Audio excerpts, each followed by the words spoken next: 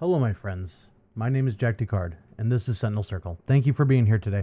We're going to go ahead and cut right into the topic of the day, which is we're going to talk about the real story of the Kandahar Giant, the 13-foot cryptid purportedly killed by U.S. Special Forces. This was a special request by Dark Cell. Later on this week, he's going to educate us more about the Kandahar Giant. But again, similar to what we did with Alternative Societies, we're just kind of getting a little baseline going just to kind of be able to talk about it more intelligently when we have the live on Thursday. So,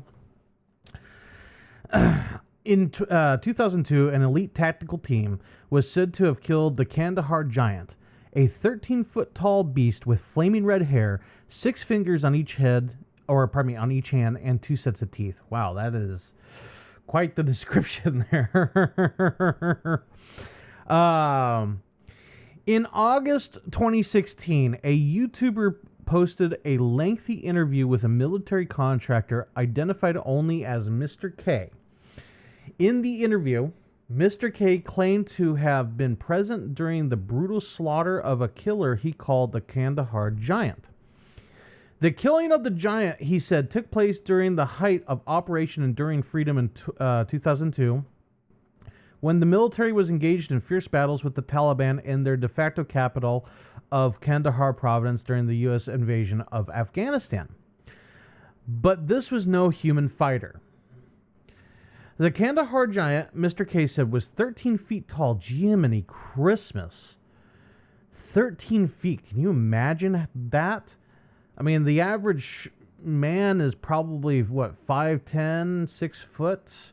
I mean, generally speaking, we identify that 6 foot as kind of like that baseline. So that's over double a 6 foot man. Anyways, was 13 feet tall with fiery red hair, 6 fingers, and 2 sets of teeth. It even killed one of the Special Forces soldiers with a spear before the rest of the unit brought it down with 30 seconds to sustain gunfire. 30 seconds in the grand scheme of things is a lot of time. I mean, I know 30 seconds may not seem a lot like, talking between you and I, but in a very high pressure, high intensity situation, 30 seconds is a lot of time.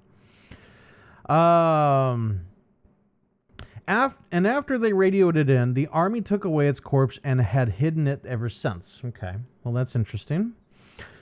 So now we're going to talk about the legend of the Kandahar Giant. So in 2002, a group of soldiers went missing while on patrol in a remote mountain region of Kandahar in the south of Afghanistan. And when they failed to make radio contact for some time, the military sent in a special ops unit to investigate through the branch, though the branch of the armed forces that they belonged to was never confirmed. Well, I'm not military, so I don't know. That's interesting. I would imagine that they're probably, the same branch since they were available. But again, I don't know. Then high up in the mountains, the unit came across a cave with scattered army equipment around, but no sign of the missing soldiers. And that's when they chanced upon the Kandahar Giant. Though the tale grows with the telling, with some reports suggesting that the humanoid grew as tall as 15 feet. This red-headed giant with 6 digits, leather moccasins, and smelling like dead bodies suddenly emerged from the cave and impaled one of the soldiers with a spear. And that's when the soldiers opened fire, ultimately felling the giant within 30 seconds of continuous fire. Between them, the squad was armed with full auto M4 carbines, recon carbines, which are the semi-automatic versions, and M107 Barrett anti-material rifles firing 50 BMGs, reads one report. So the 50, those are like the big boys, the big bullets, just in case you wanted reference. This much firepower concentrated on one target for 1 second, let alone 30, would be extremely destructive. So my only counter to this is, well, I shouldn't say counter, it's more of a question. Was the 107 set up? Because I know you can't just like sling a 107 around. I mean, I know Brandon Herrera did the AK-50 thing, and even he was struggling with that, but that was specifically designed to be, slung around. Whereas the M107, you have to like actively set it up and get it into a position before you can, do anything with it. So, I mean, I would wonder if they'd set it up first and had it ready to go, or even though they had it, they didn't use it. I don't know. It'd be, I think that would have been interesting. So it says here, after the troops killed the giant, they loaded it onto a Chinook helicopter, which carried it to a transport plane where no one ever saw it again. The soldiers were forced to sign non-disclosure agreements so the government could keep them all quiet, which, okay. Generally speaking, like, as we've seen, you can sign all the NDAs you want, and that won't stop anyone. I mean, it didn't stop this contractor, it sounds like. Oh, right here. In fact, I just read the sentence. But eventually, the soldiers broke their silence because, as one of the men would later say, the people have a right to know the truth. How the government denial fueled more conspiracy theories. In August 2016, Snopes reached out to the Department of Defense about the Kandahar Giant incident. The Department of Defense told the outlet in no uncertain terms that they had no record or information about a Special Forces member killed by a giant in Kandahar. What's more, there are no press releases on the Department of Defense's website involving either a Special Forces troop disappearing in Afghanistan or of any incident involving soldiers felling a giant.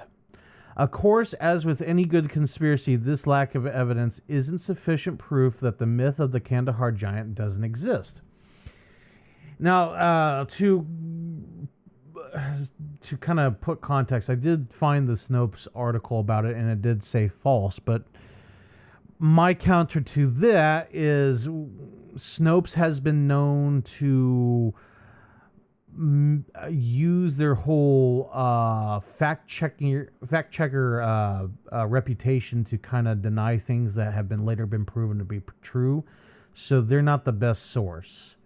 In fact, the immediate thought that comes to my mind is the cornucopia on the Fruit of the Loom logo.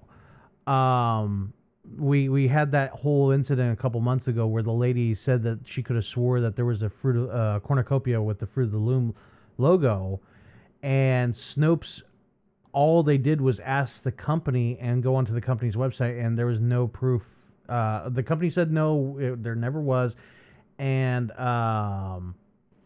the website showed the logo history, which none of them had cornucopias, but a lot of people, and I'm one of those people that swears up and down that there was a cornucopia with Fruit of the Loom up until about God, what was it like? It was when Shaq started doing Fruit of the Loom commercials. That's when they changed their logo to get rid of the cornucopia, and that was a big deal. So like I said, Snopes really isn't the best source for fact checking. And honestly, the whole concept of fact checking, in my view, is a little out there, simply because you're going to rely on someone who you've never met, you've never spoken to, whatever, to tell you, the individual, what's truth and what's fiction. It seems a little odd to me, but I guess some people just need to be told what's fact and what's fiction, and they just soak it up like, breakfast cereal. I don't know. Anyways, in fact, Snopes' debunking of the legend has had quite the opposite effect in certain cryptid spaces which claims that the government is trying to hide the truth from the public. Around the same time that the Snopes article came out that discredited the story, wow, I am struggling to read today. I apologize. Self-proclaimed supernaturalist L.A. Marzulli, I think it's Marzulli, told several white... God, God. I'm sorry. I was doing well for like a while there, and then all of a sudden it just kind of fell apart. I apologize for that. I had a bunch of stuff just fall off my desk. I don't know why. It was very odd and weird, and it landed on my foot and started to swear up a storm. So let's try all this again. L.A. Marzulli told several right-wing websites that the United States government was covering up this spectacular story and that those in power had a vested interest in keeping the truth of biblical prophecies from being exposed to the general public. People have a right to know about this stuff.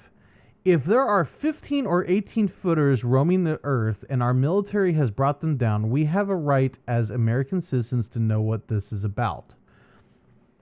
Or know what about it, I should say. I mean, this isn't classified military stuff. This is something we need to know. And it points back to the biblical prophetic narrative. Okay. So that's I've heard of, not specifically the Kandahar Giant, but I've heard of giants. Like, you know, the myth of giants, if you want to call them myth or fact of giants. I never understood why there's a cover-up, because that to me doesn't make sense. But based on where this is going, it has something to do with the Bible.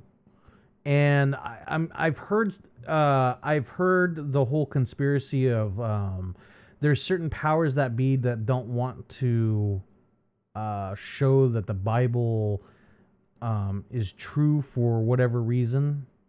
I guess what it boils down to is if certain parts of the Bible are true, then other parts must be true. And then it goes like really, like there's a lot of things that would change if people really did believe that the Bible was true. Like I said, this is neither here nor there. We can discuss it Thursday with Dark Cell. I would like to bring that up with him, simply out of my own ignorance. Anyways, so let's continue. The biblical origin behind the myth of the Kandahar Giant. The real story of the Kandahar Giant is a lot less interesting than the myth. In 2016, L.A. Marzulli, whose YouTube channel is dedicated to tying current events to biblical prophecies, brought the story roaring back to life. In a now deleted video first posted on August 16, 2016, Marzulli interviewed Mr. K, a man purporting to be a soldier, who said he witnessed the giants of Kandahar. Well, hang on. In the start of the article, it said that it was a contractor. Now you're telling me that that Mr. K is a soldier. Okay. So the facts are a little funky, but that's okay. We'll continue on. Mr. K claimed he saw the giant carrying a spear and murdering a United States soldier named Dan before he and the other special forces took it down. So that's fascinating. Why would they use his first name and not his well, it could be part of that NDA. Because typically, I'm not military, but I do have relatives and friends in the military, and they usually refer to each other by their last name because that's, you know, what's on the tag. I mean, there are nicknames and such that come from that. I work with a guy whose full last name was never used. It was kind of like a shortened version of his last name. But still, okay. Again, we're gonna put it off to the side. We may bring it up later. Anyways, according to Marzulli, the creature was a Nephilim. Well, I'll just say Nephilim. I'm probably wrong on this. A group of people mentioned in the Genesis and Numbers book of the Old Testaments who were said to be people of unusually large size and strength that could be found in the Middle East both before and after the flood of Noah's Ark's fame. That's interesting. So it goes back that far. But biblical scholars largely agree that the Nephilim tales were metaphors and not based on the reality of a 13-foot giant living in the desert. What's more, the only Dan that died in Kandahar around that time was around the time of this alleged incident in 2002 was Sergeant First Class Daniel A. Romero, who was killed in a bomb blast alongside 3 other soldiers. But even with the evidence stacked against it, the myth of the Kandahar Giants is still said to be an open secret among soldiers who served in Kandahar in 2002. And several veterans who served in the region has said that from that point on, they were instructed to point their weapons high by aiming for the head and then a little higher. Interesting. So that's the article. We're going to go ahead and take a pause and give you guys an ad, and then we'll come back with your comments and final thoughts, okay? Don't go anywhere. I'll be right back. Thank you. Hello, my friends. Jack Descartes here once again. Thank you for watching this video. We appreciate it. I just would like to take a few moments of your time. Right now, we are currently raising money to host a website. We have Venmo, Cash App, PayPal, as well as a Patreon in case you'd like to donate once or you'd like to give a continued donation. The donation on the Patreon is only $3 a month. Cash App, Venmo, and PayPal, you can donate however much you want. There is no obligation. I will continue to try to provide as much content for free as possible. Once the website is up, we will use that as a hub for all Sentinel Circle related activities, including local meetups, as well as online meetups, online discussions, and videos. So again, if you could go and donate to either Cash App, Venmo, PayPal, or Patreon, all the links are in the description. We appreciate everything you have done for us. And if you can't donate, we still ask that you like, subscribe, and share. All these activities do help even in the most insignificant ways.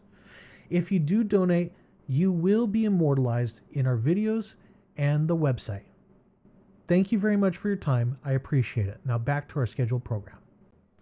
Welcome back. Thank you for being here. I appreciate it. So we're going to go ahead and go into comments. Now these comments are a little spammy, but I did say that I would respond to any and all comments regardless. So I'm going to do that today. So Ankitid Kumar, hello Sentinel Circle, great content you got there. I think all this channel needs is a little push to get things moving.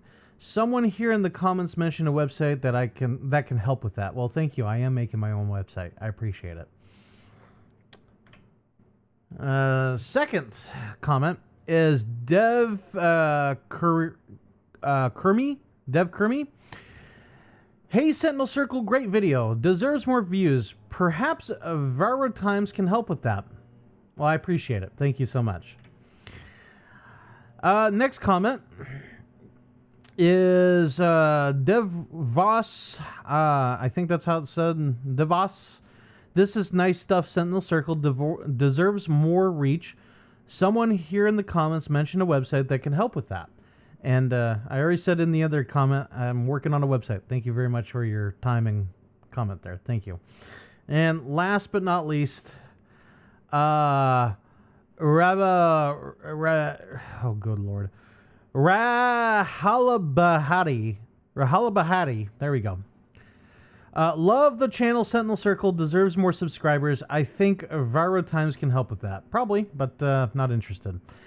Anyways, thank you, gentlemen, for the comments, even though they probably were meant for other reasons. But you know what? That's fine. Thank you. Anyways, I like I said, I said I would do it, so I did it. Anyways, we're gonna go ahead into final thoughts on this whole thing. So I've heard of the Kandahar Giant well, not specifically the Kandahar Giant, but I've heard of tales of giants in places around the world.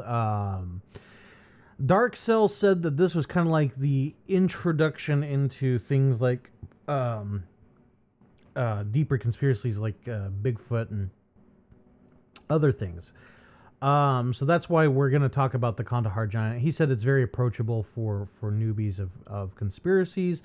And like I said, I did promise that we would talk about one of his topics, which is this is what it is.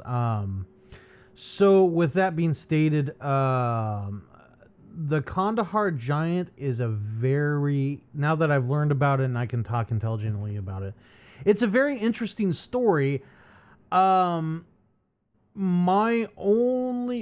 a couple questions I have about it, and I'm going to ask Dark Cell. Either he knows or he doesn't. But my biggest question is, why are the powers that be, the powers that be, the magical people up there, the vampires or the shapeshifters or whatever, why are they so interested in keeping the whole Bible as like fiction? Like, that's the one question that I'm going to ask when I talk to Dark Cell. And my hope is he does have an answer. He probably doesn't, like I says, or he probably has a couple of answers, which that's fine, but the other question that I would have is, I guess, like, there's a lot of questions that pop up into my mind. Do these beings reproduce? Is this being that was defeated in 2002? Was he also defeated, or was he also around during Noah's Ark? Because my understanding of Noah's Ark, and again, I don't want to say I'm a very religious person. I do understand some of the stories, but in the grand scheme of things, like, I don't have a sense of time regarding them. But my question is this giant that was killed in 2002, was this giant specifically mentioned in the Bible? Or is it like the offspring of one of the giants mentioned in the Bible? Was there a society of these things, and are they creatures, or are they more intelligent than that? Because it shows, the fact that they had clothes shows that there was some kind of intelligence there. But the fact that it lived in a cave is unique and interesting. So yeah, a lot of questions come to my mind. I would like to discuss that, because the reason why I don't want to say I'm not a conspiracy theorist. I do believe in some conspiracies, but a lot of conspiracies, in my view, fall apart the moment you start questioning logistics. Not to say that they all, just flat out fall apart. It's more just like, to me, like,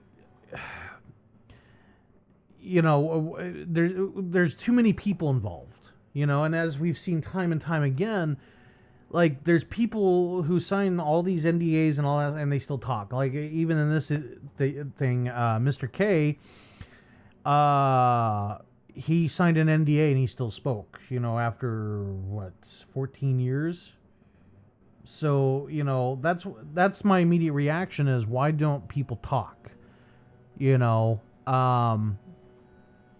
Now, granted, as we're seeing with certain conspiracies, like, we just had the Kennedy papers published recently, and it confirmed certain things. It also opened up some more doorways.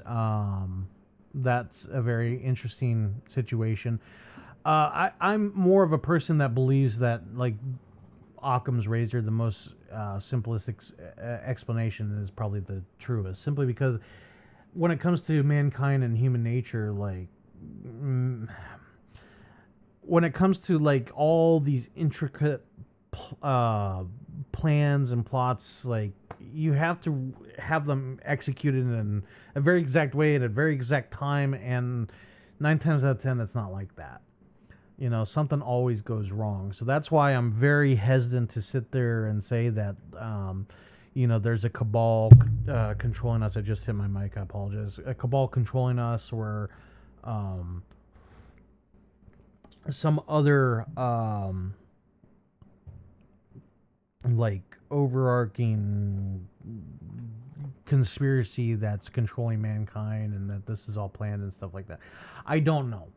You know, that's not my place to question that kind of stuff, simply because, like, I know everybody's got their own opinions. I have my own opinions, and I don't want to.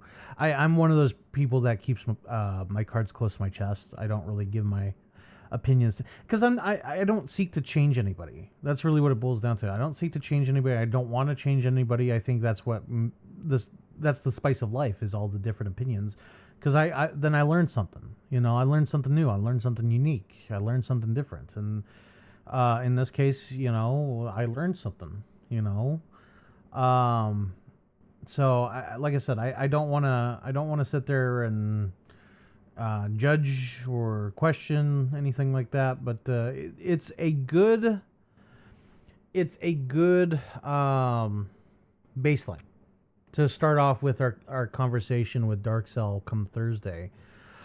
Dark Cell did say that there were some books on it as well. If I get the books, I'm going to link them in the description, so that way people can go read them. I know that this was kind of a shorter article, but a lot of the articles I found were actually shorter than this and didn't really do much for me. This was probably one of the articles that, like, was rather interesting and accessible. Anyways, thank you for being here. I appreciate you taking the time to listen to me ramble on about the Kandahar Giant, and hopefully you'll learn something. If you do join us on Thursday, hopefully you actually get into the voice chat and ask some Dark Cell some very interesting questions. I know I got some very interesting questions for him, and hopefully we all get a chance to learn something together. Okay? Anyways, have a good day. Thank you very much.